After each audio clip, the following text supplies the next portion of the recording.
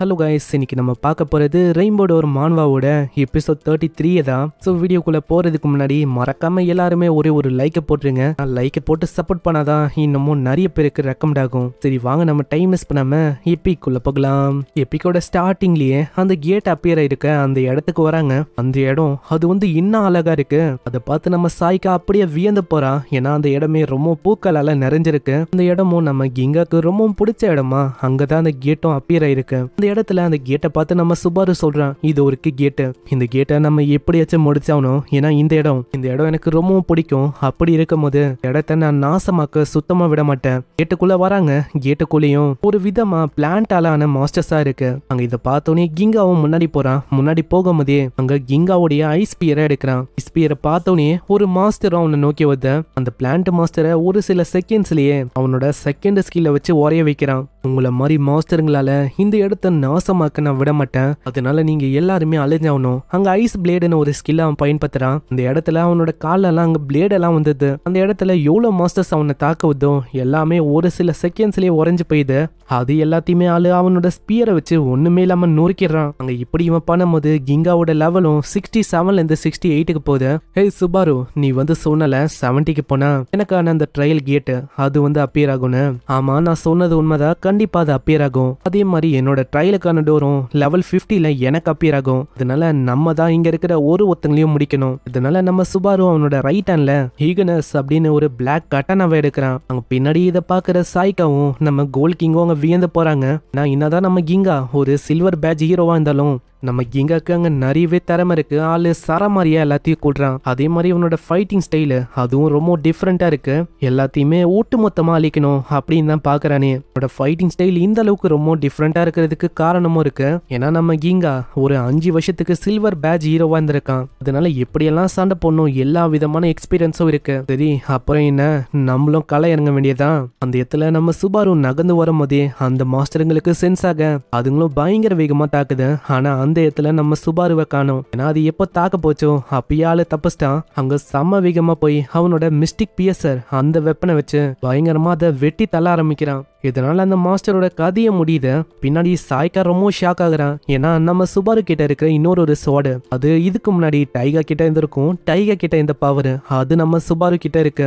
அந்த இக்னஸ் அது ஒரு பயங்கரமான சோடு. இது ஒரு யூனிக்கான ஐட்டம் வேற. ஏன்னா அது மூலமா அந்த டார்க் லார்டு அவரோட பவரையும் நம்ம ஹீரோவால இப்ப பயன்படுத்த முடியுது. ஃபிளேம் எதெல்லாம் டச் பண்ணதோ எல்லாமே அப்படியே அழிஞ்சு போயிடும். அதே மாதிரி இக்னஸ் இந்த சோடு இருக்கும் போது நம்ம ஹீரோவால அசால்ட்டா சில பல டிஸ்டன்ஸுக்கு டெலிபோர்ட் ஆக முடியுது. அங்க மாஸ்டர் சுபாருவே இந்த அளவுக்கு பயங்கரமா பண்ணும் போது நானும் ஏதாச்சும் அவருக்காக பண்ணணும். அந்த இடத்துல நம்ம சாய்க்காவை நோக்கி அந்த மாஸ்டருங்க வந்து ஆனா நம்ம சாய்க்கா ஒரு ஸ்பெல்ல போடுறா, பிளட் ப்ரூட்னு. இந்த ஸ்பெல் மூலமா ஒரு கிரியேச்சர் வரும். அது ஒரு வேம்பயர் மாதிரி இருக்கிற ஒரு கிரியேச்சர் தான். இந்த கிரியேச்சர் அது யாரை தாக்கணுமோ டார்கெட்டை பயங்கரமா தாக்கும். அதே மாதிரி டார்கெட்டை கொல்லாம அது விடவும் விடாது. இந்த இடத்துல சாய்க்கா இப்படியே மாஸ்டர்ஸோட கதையை முடிக்கிறான். பின்னாடி எங்க கோல்ட் கிங் பாத்துக்கினே சொல்றான், பரவாயில்லையே நீ உண்மையிலேயே முன்னேறிட்டேன்னு நினைக்கிறேன். சரி, இப்போ எனக்கான திறமையை நான் காட்டணும்னு நினைக்கிறேன்.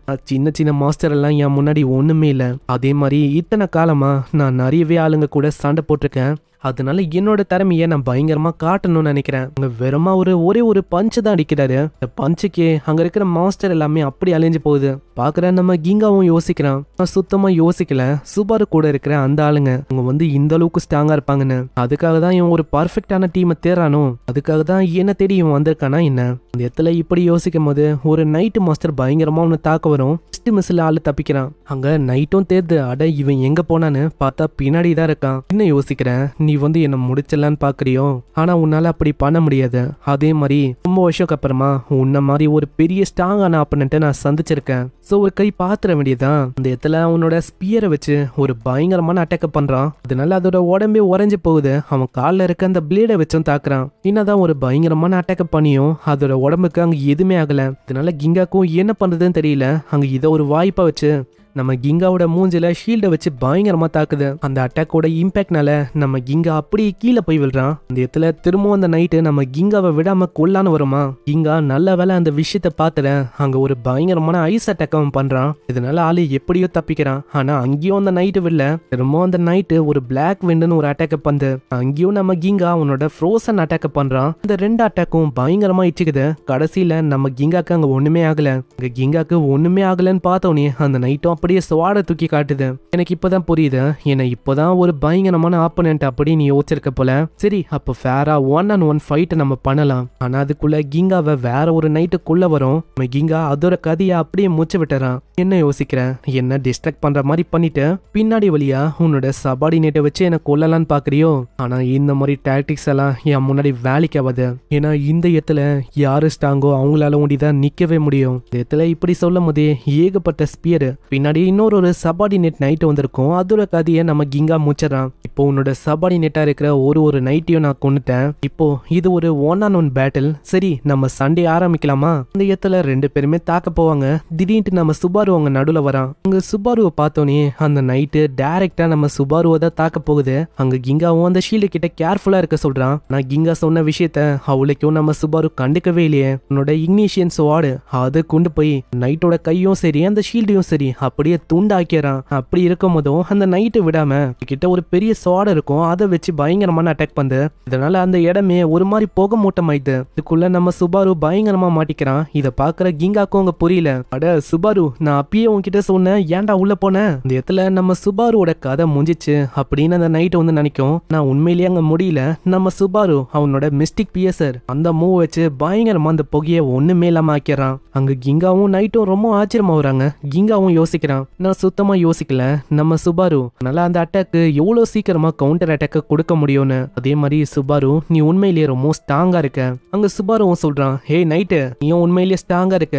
சரி வா, நம்ம வந்து ஒரு 1-on-1 பேட்டில் பண்ணலாம். ஃபேரான ஃபைட்டை நான் உனக்கு கொடுக்கணும். ஆனா அதுக்குள்ள ஒரு வாய்ஸ் வந்து, ஹே நீ வந்து என்ன காப்பி பண்ணக்கூடாது, நான் அது என்னோட டைலாக். இடத்துல அவங்க 2 பேருமே வராங்க. அங்க சுபாருவும் சொல்றான், அப்புறம் என்ன கிங்கா, நம்ம 2 பேருமே ஒன்னா சேர்ந்து இதோட கதையை முடிக்கலாமா? கண்டிப்பா. அந்த இடத்துல நம்ம சுபாருவும் சரி கிங்காவும் சரி அந்த இடத்துல அவங்க 2 பேருடைய மிகப்பெரிய அட்டாக்ஸ் அங்க பண்றாங்க. இதனால அந்த நைட்டோட கதையும் முடியுது. ஃபைனலி எப்பயாச்சும் நீ என்ன நம்ப ஆரம்பிச்சு. இதோ ஒண்ணு, நான் வந்து உன்னை முழுமையெல்லாம் நம்பல, ஸ்ட்ரென்த் அதுக்காக உன்னை நம்புறேன். இந்த டைம்ல நம்ம சுபாருவும் அங்க கிங்காவும் 2 பேருமே லெவல் போயிட்டாங்க. நம்ம சுபாரு சொன்ன மாதிரியே அங்க கிங்காக்கு அவனோட டோரும் வந்திருக்கு. அங்க கிங்காக்கும் ஞாபகம் வருது. ஏன்னா நம்ம சுபாரு வந்து சொல்லிருப்பான், ஒன்ஸ் நீ 70 லெவலுக்கு போனக்கு அப்புறம் உனக்கான ட்ரையல் டோர் வந்து அப்பியர் ஆகும். உன்னால திரும்ப அங்க போக முடியும். கேட்ட ஒரு பயங்கரமான ஸ்கில் அங்க கிடைக்கும். நீ சொன்னது எல்லாமே உண்மைதான் போலிய சுபாரு. நீ சொன்ன மாதிரியே அந்த 70 லெவலுக்கு வந்தோனே டோர் வந்து அப்பியர் ஆயிருக்கு. அதே மாதிரி உந்தோம் தான் சொன்ன மாதிரியே உனக்கான டோரும் அப்பியர் ஆயிருக்கு. ஏய் சுபாரு, எனக்கு வந்து இதுல ஒரு விஷயம் தெரிஞ்சிருக்கு.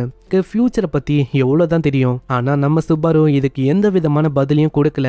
நம்ம சுபாருக்கு ஃபியூச்சரை பத்தி நல்லாவே தெரியும். நம்ம கிங்கா எப்படி எந்த போக போறான் எல்லா விஷயமும் நம்ம சுபாருக்கு தெரியும். ஆனா நம்ம சுபாருவால அங்க சொல்ல முடியாது. ஏன்னா இவனோட டோர் என்னது, சில்வருக்கான ஒரு டோரு. முன்னாடியே அவன் முன்னாடி ஒரு 3 டோர் அப்பியர் ஆயிருக்கும்ல, இதுபடி பார்த்தா சில்வர் டோரும் அங்க இருந்திருக்கும். அதனாலேயே இந்த இன்ஃபர்மேஷனை சொல்ல முடியாது அவன் சொல்லிடுறான். இப்போதைக்கு என்னால சொல்ல முடியாது, ஆனா கண்டிப்பா நான் சொல்றேன். அங்க சுபாரு இப்படி சொல்லும் போது ஒரு பயங்கரமான எக்ஸ்ப்ளோஷனுக்கான சவுண்ட் கேட்கும். அது வேற யாரும் இல்ல, நம்ம கோல் கிங்கும் நம்ம சாய்க்காவும் தான். அங்க கோல் கிங்கும் வந்து சொல்றாரு, நாங்க வந்து இங்க இருக்கிற ஒரு மாஸ்டரை கொன்னாச்சு, இந்த கேட்டையும் நம்ம கம்ப்ளீட் பண்ணியாச்சு. இடத்துல நம்ம சாய்க்காவும் யோசிக்கிறான், சொன்ன மாதிரியே இந்த டோர் வந்து அப்பியர் ஆயிடுச்சு அவருக்கு. இப்படி பார்த்தா இந்த பர்சன் இவர் வந்து உண்மையிலேயே அந்த அளவுக்கு ரொம்ப ஸ்ட்ராங்கா, அது வந்து எனக்கு சரியா தெரியல. அங்க கிங்காவும் சொல்லிடுறான், எனக்கு நீ சொன்ன விஷயத்து மேல நம்பிக்கை இருக்குதுன்னு சொல்ல முடியாது. சொன்னபடியே தான் அங்க கேட் வந்தது. இப்போ டோரும் என் முன்னாடி வந்திருக்கு. அதே மாதிரி நான் உள்ள போனக்கு அப்புறம் எனக்கு நீ சொன்ன மாதிரி அந்த 6வது கேட்டை கம்ப்ளீட் பண்ற மாதிரி ஒரு பெரிய பவர்லாம் கிடைக்கலனா கண்டிப்பா உன் கூட என்னால வர முடியாது. நான் இப்பயே சொல்லிடுறேன், என்ன மன்னிச்சிரு. நான் சொல்றேன்ல, கண்டிப்பா நான் சொன்ன விஷயம் வந்து நடக்கும். அதனால நீங்க தாராளமா போகலாம். என்னமோ நம்ம கிங்காக்கு தெரியல, அங்க வந்து யோசிக்கிறான், இவன் சொல்ற விஷயம்லாம் உண்மைதானோ. இதுக்கப்புறம் அவன் உள்ள போயிடறான். இந்த சைடு நம்ம சுபாரு அங்க போகும்போதே சொல்றான், நானும் இப்போ உள்ள போகணும்னு நினைக்கிறேன். நான் சுபாரு, எதுக்காக நீங்க கொஞ்சம் நர்வஸா இருக்கிற மாதிரி இருக்கு? உங்க கோல் கிங்குக்கு இந்த விஷயம் நல்லாவே தெரிஞ்சிருக்கு. ஏன்னா நம்ம சுபாருக்கு தான் அந்த ஃபியூச்சர் கிங்கா இருக்கிற அந்த சுபாரு அவனோட மெமரிஸ் எல்லாம் இருக்கும். ட்ரையல்ல யாரு வரப்போறா அதுவும் நல்லாவே தெரியும். இப்போ ட்ரையலுக்காக தான் அங்க ஆளு போறானே. அங்க போகும்போது அவனோட ஃபேஸ் ஒரு மாதிரி தான் இருக்கும். உள்ள வந்தக்கப்புறம் அந்த வானமே ஒரு மாதிரி ப்ளூவா இருக்கு. சுபாரு, உன்னை பார்த்தே ரொம்ப நாள் ஆச்சு, உனக்காக தான் நான் வெயிட் பண்ணனேன். வாய்ஸ் எங்கேயோ கேட்ட மாதிரி இருக்கும். அது நம்ம சாய்காவோட வாய்ஸ் தான். ஏ சுபாரு, எப்படி இருக்க? சுபாருக்கா சாய்கா கிட்ட நிறையவே சொல்லணும், ஆனா வாயிலேருந்து வார்த்தை வரல, கண்ணீரும் அப்படி கண்ணில் நிக்குது. சாய்கான்னு சொல்றான். இங்கே இந்த எபிசோட முடியுது. ஸோ இந்த எபிசோடு உங்களுக்கு பிடிச்சிருக்கும்னு நினைக்கிறேன். பிடிச்சிருந்தா மறக்காம ஒரே ஒரு லைக்கை போட்டுருங்க. அதே மாதிரி நம்ம சேனலுக்கு சப்ஸ்கிரைப் பண்ணலன்னா சப்ஸ்கிரைப் பண்ணிக்கோங்க. நான் அப்பதான் நோட்டிபிகேஷனா ஒரு எபிசோடும் வரும். நான் உங்களை அடுத்த எபிசோட சந்திக்கிறேன். தேங்க்யூ ஃபார் வாட்சிங். சைனரா.